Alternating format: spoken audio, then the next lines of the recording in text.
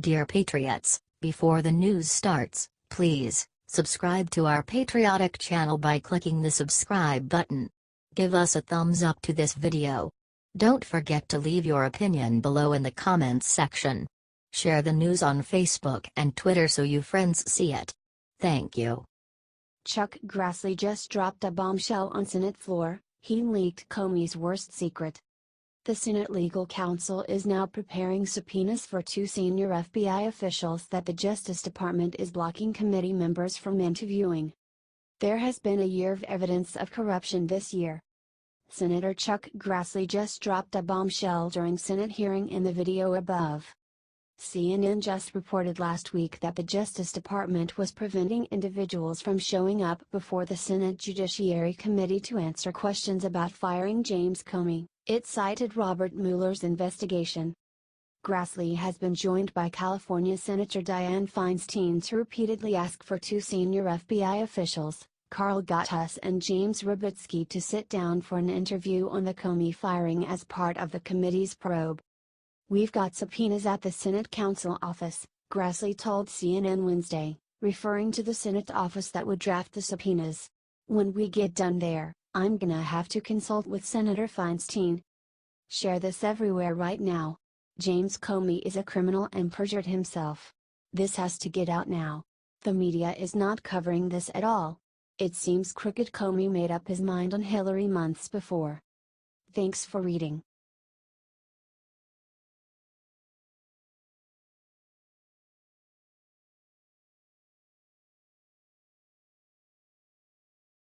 James Madison was just targeted in vicious attack. Look who's after him. Early Wednesday morning, just hours after our Secretary of Defense, James Madison, landed in Afghanistan, a rocket attack happened at the airport where he'd just landed in Kabul. This was a surprise visit by Madison, which is really troubling, considering the fact that the Taliban and ISIS are both taking credit for the attack. 40 to 45 rockets hit the airport, less than 2 hours after Madison was right there. Thank God, Madison was out of harm's way by the time the rockets hit.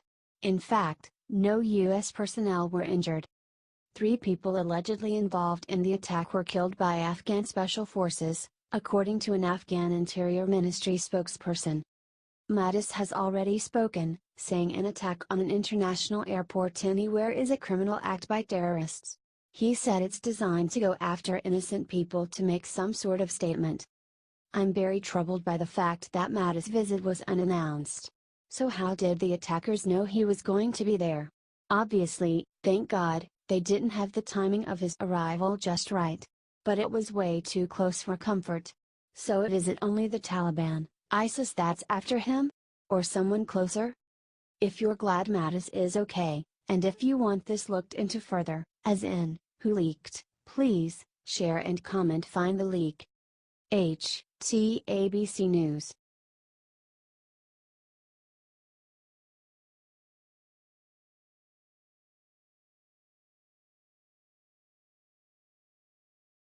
Sarah Palin just teamed up with Judge Moore, and what she did will change everything. Sarah Palin has been a big supporter of Judge Roy Moore, who just won the GOP special primary election for Senate in Alabama. She told people, before the election, that a vote for Moore was not a vote against the president. She said, "It's a vote for the people's agenda that elected the president." And she was right. In fact, Trump called Judge Moore after he won, to congratulate him, even though he had come out in support of Luther Strange. Following Moore's victory, Palin gushed on Facebook, saying this: "We can win this war." She also said this: "He's a good man and he's got great character. Yes, this is what we need. We don't need the lobbyist mentality in the Senate, because that lobbyist mentality has too often proven to the people that special interests that will enrich that lobbyist will come before the people's interest. We can't afford any more of that.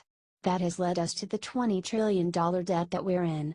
That has led us to the government growth and overreach that we see.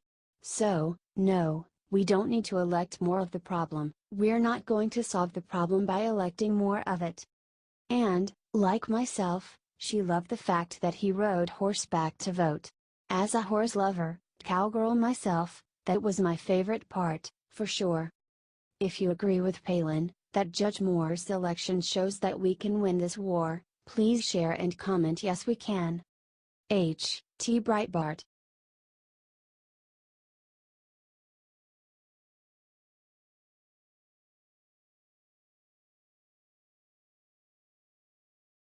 The president just revealed secret call he had with Dallas Cowboys that changes everything. It turns out that President Donald Trump has found an NFL team he finally agrees with.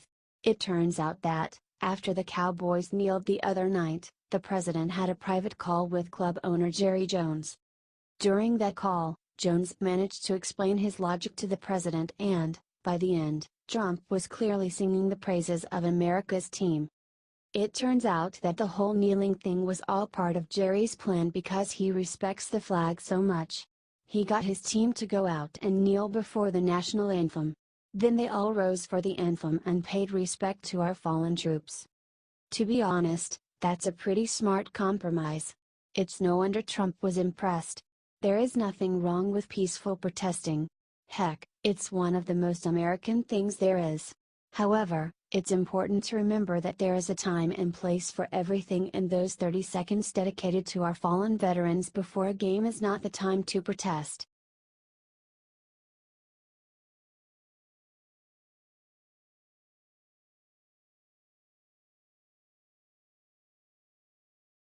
IT begins.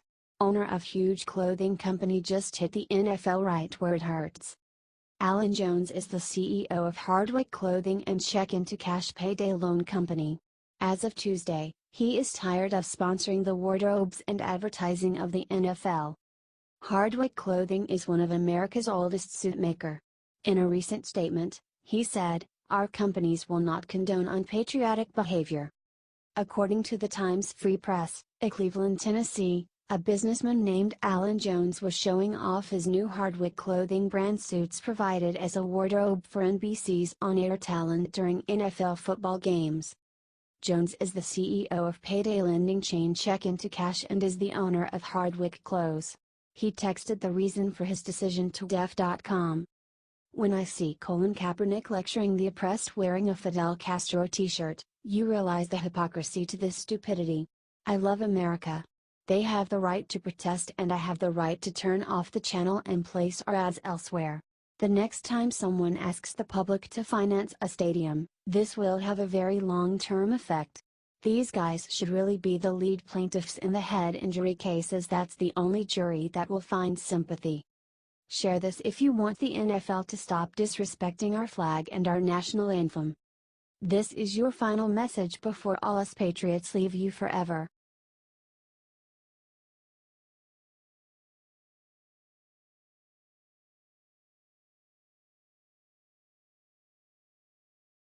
Flag kneelers are breaking the law, this representative just pointed out the punishment. Tennessee's Representative Marsha Blackburn just made sure everyone knows that Trump is right about how Americans are supposed to behave when our national anthem is played. Monday, Rep. Blackburn filed a resolution to remind Americans that federal law addresses how we are to act during the playing of the Star-Spangled Banner. Pursuant to Section 301B of Title 36 of the U.S. Code, armed services members in uniform should give the military salute at the first note of the song and maintain that position until the last note. Armed forces members and veterans who are present but not in uniform may do the same, and all other persons present should face the flag and stand at attention with their right hand over the heart, and men not in uniform, if applicable, should remove their headdress with their right hand and hold it at the left shoulder, the hand being over the heart. Emphasis added. When the flag is not displayed, all present should face toward the music and act in the same manner they would if the flag were displayed. Unfortunately, this is one of those laws with no teeth. So no one will go to jail for disobeying it. But the fact that it's set out in federal law says everything any American needs to know, don't you think? And it proves Trump is in the right. If you will follow this law, and want your friends and family to know and follow it, too, get this shared till it's viral, patriots. Comment it's the law. H.T. the Tennessean.